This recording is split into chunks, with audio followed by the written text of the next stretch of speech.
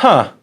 So you're telling me that giving away free money to people on a monthly basis isn't sustainable? You don't say.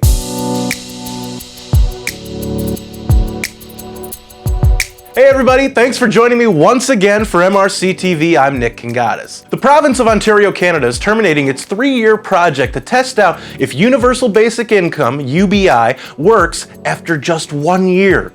Ontario's Premier, Doug Ford, said that the program was, quote, not going to be sustainable. According to the BBC, under the project, randomly selected participants living in 3 communities in Ontario were being given at least $12,600 a year to live on, minus 50% of any earned income. The pilot project was expected to cost around $38 million per year after applying the conversion rate to US dollars and included 4,000 households. If the plan were to reach its full 3-year term, it would have cost the Canadian government approximately $115,250,000. The Ontario Canada website, which lists the details of the program, says that the basic income amount would decrease by 50 cents for every dollar an individual earns through work. And there were a bunch of funds for other programs that were being shuffled around in order to facilitate the program. It's as if they were playing that old shell game with all of their entitlements. Quick side note, you are entitled to nothing in this life besides life and liberty, but not happiness, only the pursuit of it.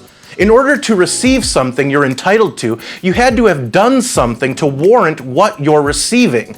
These are handouts, folks, plain and simple. So essentially, besides all of the entitlement program shuffling, the government basically taxes the employed people receiving UBI half their income. Doesn't that kind of defeat the purpose of giving someone UBI in the first place? If someone is making $25,200 a year and then they take half of that, what good does giving you back at least the same amount as they took away from you do?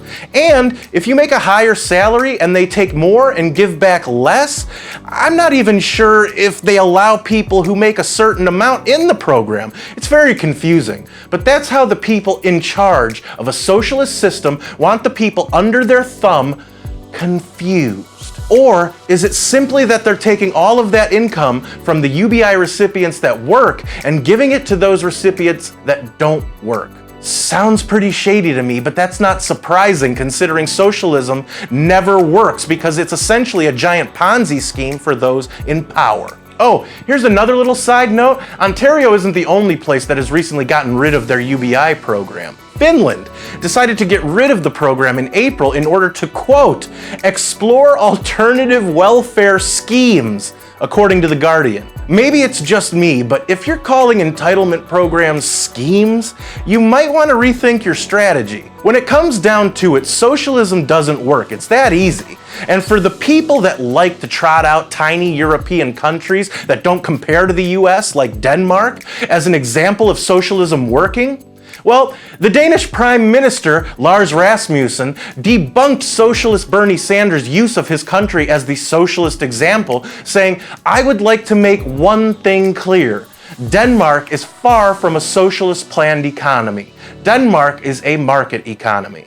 Now, whether you believe Rasmussen or not, he said it because he knew the negative connotation that comes with being socialist in Europe, like the most infamous socialists in the history of the world, the Nazis. Universal basic income, much like socialism, is a far-fetched, oppressive, faux utopia pipe dream of an idea, and a dumb one at that. If you like this video, don't forget to give it a thumbs up or a like. Hit that subscribe button on YouTube and remember to click that notification bell to get all of our videos. Like us on Facebook and follow us on Twitter. For MRC-TV, I'm Nick Kangadis.